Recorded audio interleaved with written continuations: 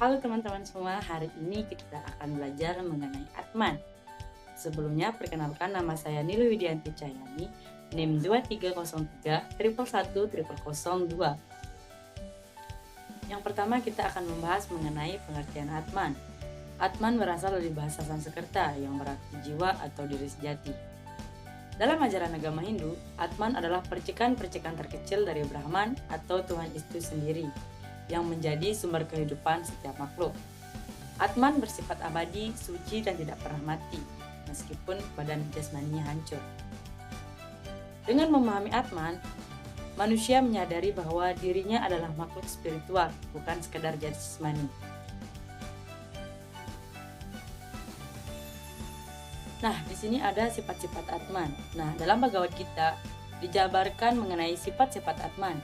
Di antaranya adalah Acedya, tak terluka oleh senjata; Adaya, tak terbakar oleh api; Akledya, tidak terkeringkan oleh angin; Acesya, tidak terbasahkan oleh air; Nitya, abadi; Sarwagata, ada di mana-mana; Satanu, tidak berpindah-pindah; Acala, tak bergerak; Awyakta, tak dilahirkan; Acintya, tidak terpikirkan; Awikara, tidak berubah; dan sempurna, tidak laki-laki ataupun perempuan; dan yang terakhir yaitu Sanatana, atau yang sering disebut selalu sama.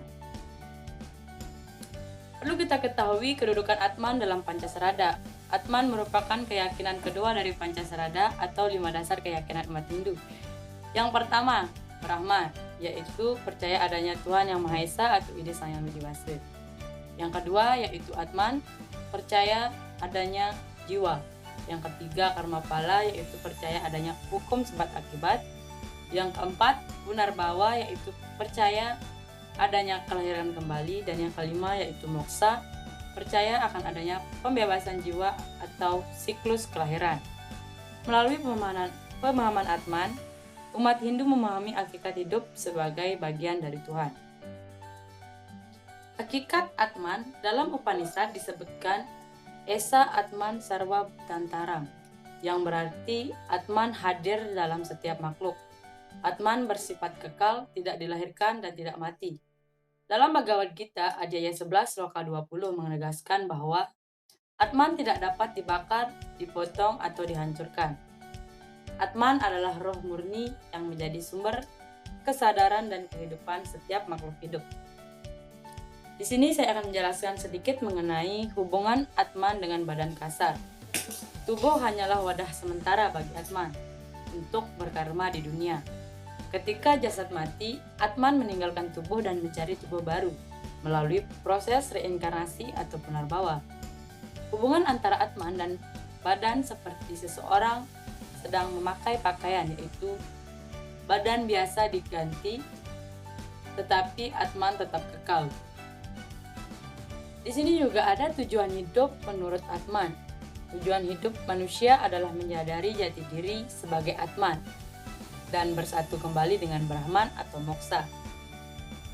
Untuk mencapainya, manusia dapat menempuh 4 jalan spiritual atau yang sering disebut dengan Catur Marga Yoga. Bagian dari Catur Marga Yoga yang pertama yaitu ada Bhakti Yoga, yang merupakan jalan pengabdian dan cinta kasih kepada Tuhan Yang Maha Esa.